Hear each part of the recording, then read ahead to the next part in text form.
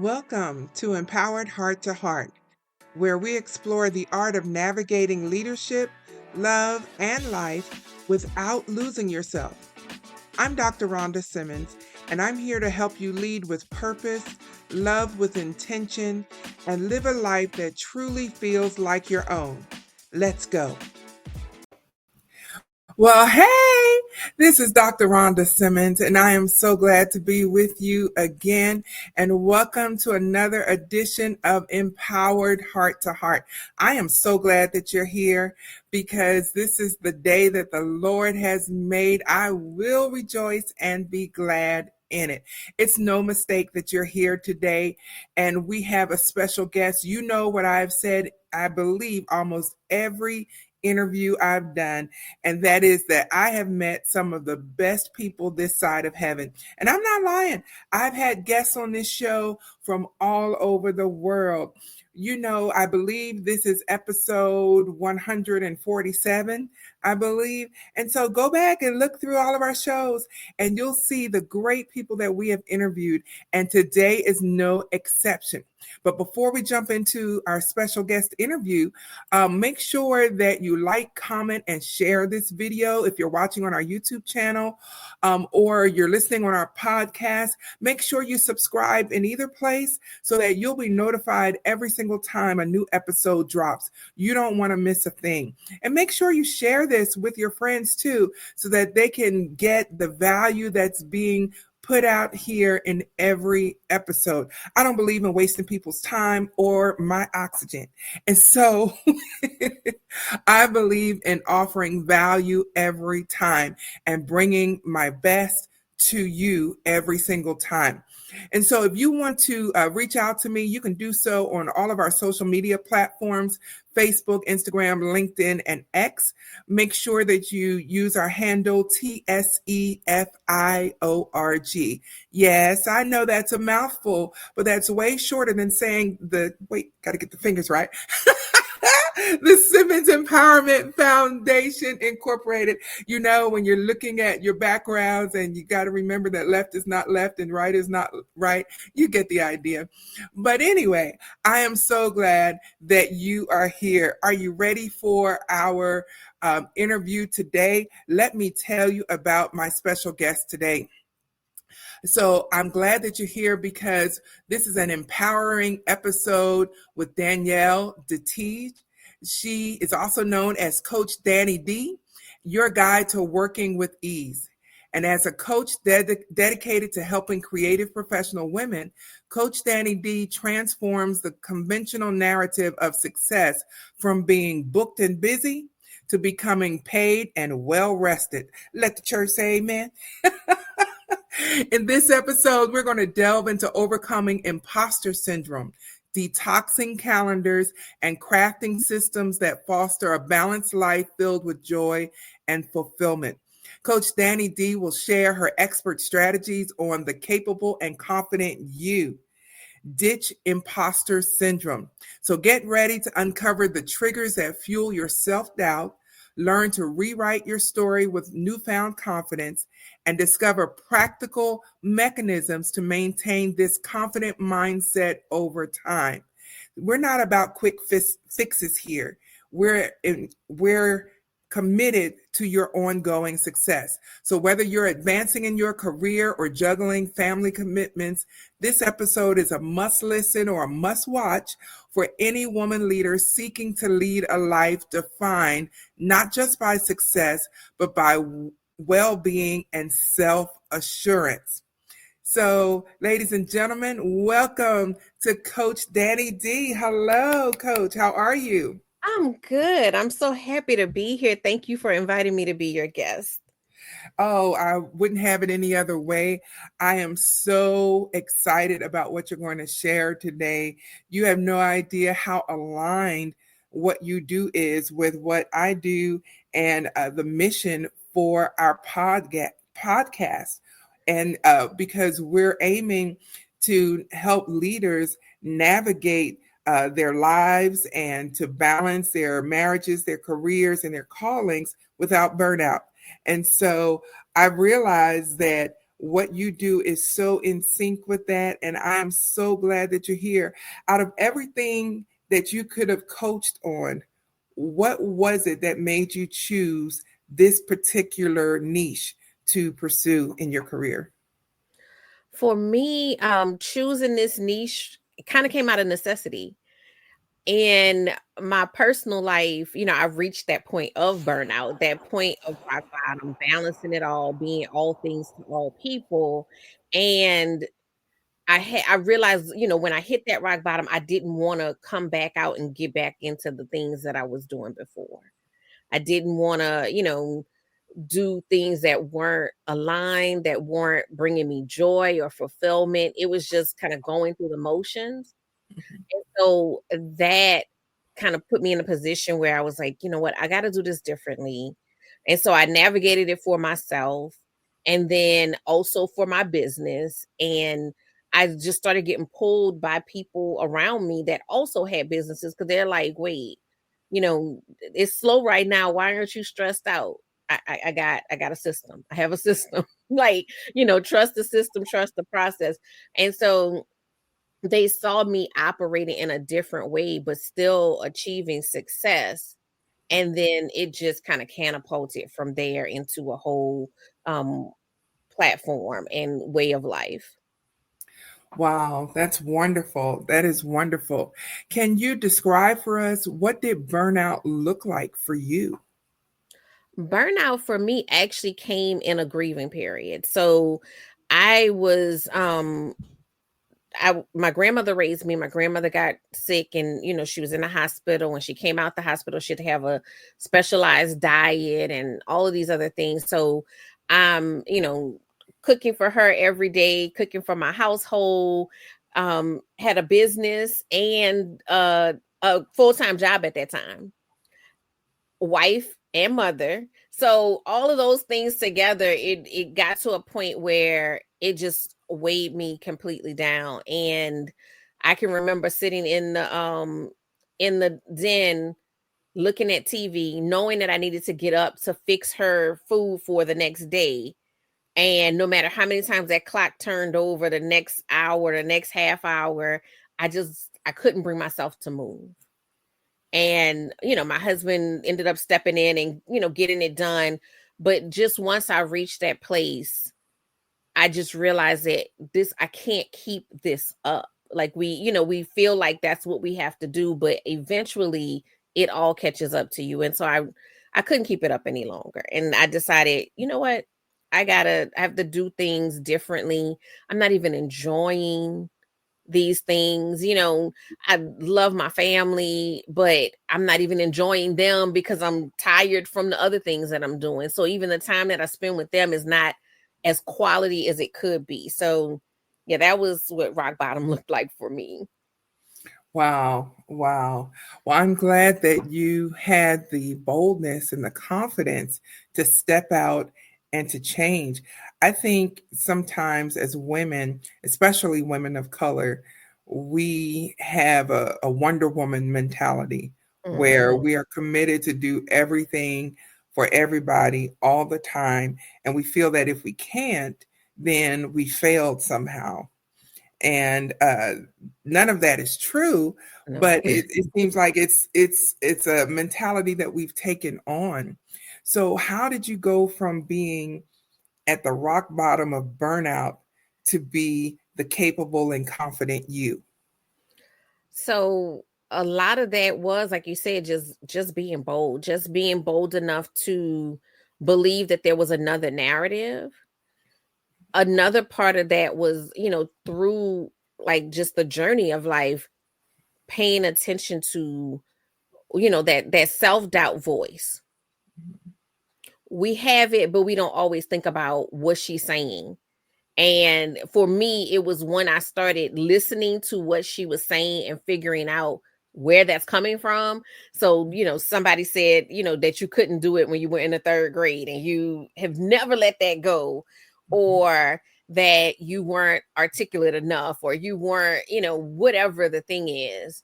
I had to sit in that. I had to sit in, why is it that I don't believe in me?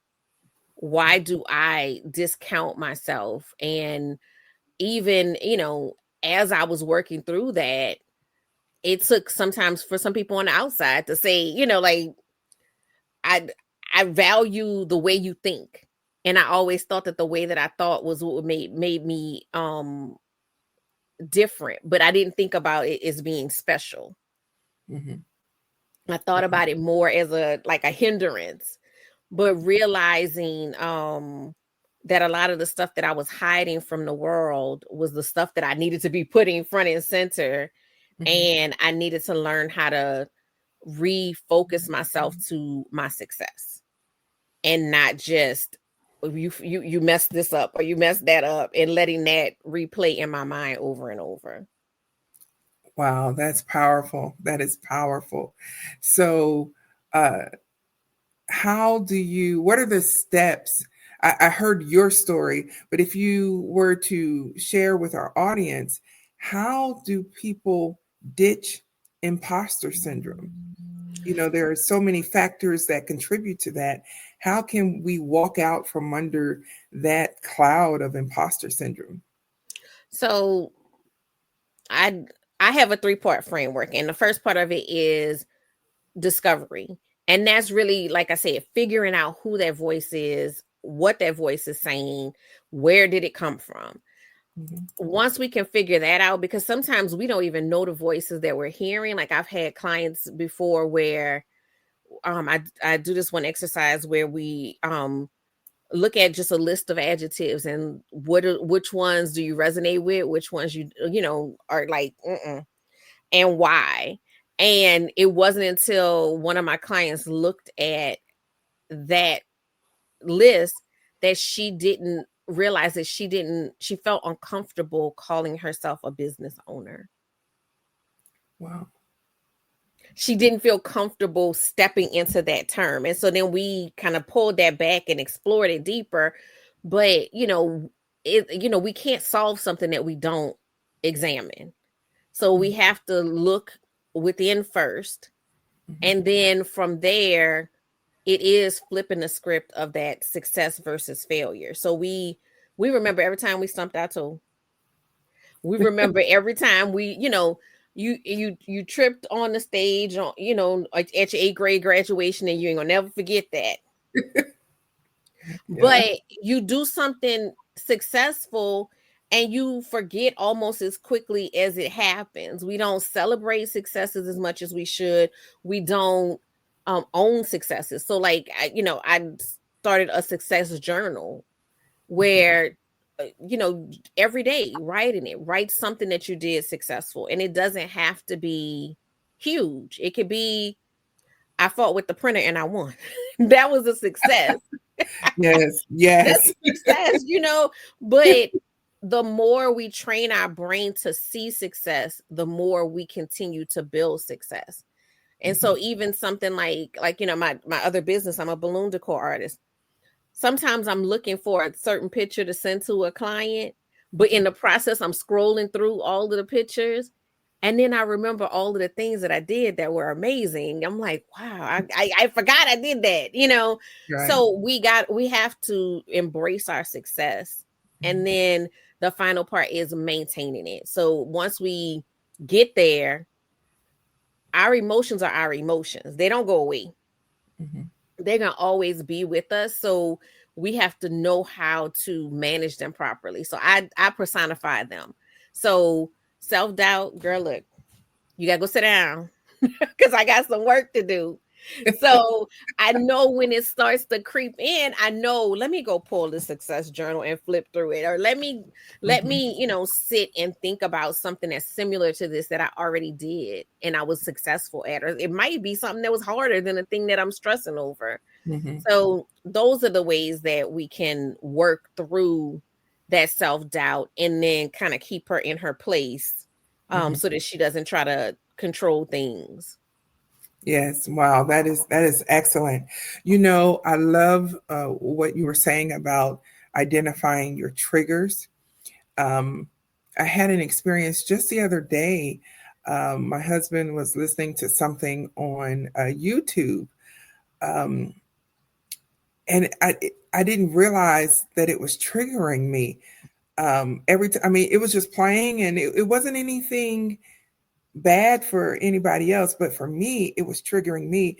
And I would say within 15 minutes, if that, I asked him, I said, okay, well, you remember I told you that um, several years ago, I had some suicidal thoughts. Mm-hmm. And I said, I didn't try it, but I had some suicidal thoughts. Yeah. I said, I don't know what it is about what you're listening to. Well, really, it was something about famous stars who had either committed suicide or died. I think they committed Mm-hmm. suicide, and it had nothing to do with me. I said, but something about what I'm listening to is triggering that. I said, I'm not suicidal. I'm here to stay. You're not getting rid of me. I said, but can you either put your ear pods in or listen to something else? And he just switched it to something else, and I appreciate that. But my point is, it is good not to let these triggers go and just, have them unattended to. And Yes. you've got to know why you're triggered and remove yourself from those situations immediately. It can't wait, and I just what you were saying just reminded me of that incident. And you just have to know what your triggers are and create those healthy boundaries so that you can stay safe. And so Absolutely. I appreciate you talking about that. Are you doing like any type of challenge or anything that you wanted to share with the audience? Yeah, so I do every other month I do the Capable Confident Challenge. Mhm. The next one is January 15th. I didn't want to start it at the top of the year. We got too much going on at the top of the year. But basically that's what the challenge does. The challenge dives, takes a deep dive into all of those things and figuring out what those triggers are, because you're absolutely correct. We have to know them, and we also have to be comfortable with um taking a stand in the boundaries that you spoke about, because a lot of times we don't do that. A big part of imposter syndrome is comparison. Oh, And when yeah. and when I say to people, get off of social media for a while, or if it's a particular person that's triggering you, they don't have to have done you anything wrong, but Mhm. it doesn't snooze them for 30 days. You have to protect your peace, even if that may feel uncomfortable to you, or you may feel like, well, that seemed like I'm beefing with them or I'm jealous or whatever. That's not what's happening. Internally, you know that this is not serving you, and it's Yeah. actually a disservice to you. So you need to pull back, Mhm. build yourself back up, and then you can, deal with whatever else is happening. But we have to be honest with ourselves first, and I think a lot of times we're not being honest with ourselves of what we are able to process Mhm. in real time. Sometimes you're trying to blow up your business and somebody else is doing something similar, and that's triggering you and it's keeping you from focusing on what you need to do. Just unfollow Absolutely. them. You can follow them Absolutely. again once you feel more confident. It's going to be Yeah. okay. Yes, yes, absolutely. And so I love the fact that your challenge is starting January the 15th. If you are watching on our YouTube channel, that web address is on the screen. It'll also be in the show notes for both the YouTube and the podcast. So get involved, get connected in the Capable and Confident Challenge that Coach Danni D is hosting. And I love, I believe you said you do this every other month, and it's for 30 days. That's It's for cool. 30 days. Yeah. I like to make it digestible because a lot of us are, wives, mothers, business owners. So the recorded part is like, 15 minutes or less a day. And Mhm. then we do group coaching calls where we can work through, because there's always going to be something that you either avoid it or that you're, stuck on and need a little extra coaching through. Right, right. Well, that's exciting. So is the challenge free or do people need to pay? Um, It, it is a paid challenge. It is, even though it's called a challenge, it really is a deep dive. So it's not just, like the little bingo card and you're done. It is a deep dive. We really are getting in there and working through stuff. And the beauty of it is what I've seen of clients on the flip side of them being more confident to come out and be the face of their business, to charge appropriately, to do all of those things that come with getting that self-doubt to stop, talking you into some bad decisions. wow. So do you do the group coaching every day of the 30 days or once a week, or how does that Once work? a week, we do a weekly call where we go over whatever, was that week's content. But I mean, if something else, sometimes the Lord drives us in a different direction, we meet the need. We meet you Yes. where you are and where that need is, because a lot of times somebody will say something and the quieter ones in the group, that Yes. that was their thing too. And Yes. so, a breakthrough for one is always a breakthrough for the group. Yes. Well, Coach Danny, as we wrap up, can you speak to the power of investing in your own well being? Because I Ooh, think sometimes in dealing with people, uh, they they'll buy some red bottom shoes before they get the help that they really need so that they can live healthy, balanced lives. And as much as I love shopping, red bottom shoes is not going to turn off the imposter syndrome in my head. And will so, not. It yeah, will not. It will not. yeah, I actually speak to internal versus external confidence. The red bottom shoes is external confidence. You feel a certain way when you got them on, mhm, but that voice is still telling you otherwise. So we need to work on from the inside out. mhm, As far as investing in self, the material things, that's the equivalent of self medicating. That is not working on the inside. And as an entrepreneur who, I originally in my coaching business was teaching um business principles, and I still do in some capacity, but what I found was it was the mindset. It was the mindset that made the difference. I can run the whole game to you of how to operate your business, but if your mindset and yourself is not taken care of, it's pointless. It's just like I'm just talking to a wall. So you have to invest. I've never regretted investing in myself. absolutely. And so that's why I want to encourage our audience, join this challenge. Join this challenge. Gone is the day of putting everybody first before you. And that may sound very arrogant to some, but consider this: on the airplanes, when the flight attendants are going over the safety, one of the very first things they tell you in an emergency, put your mask on you first.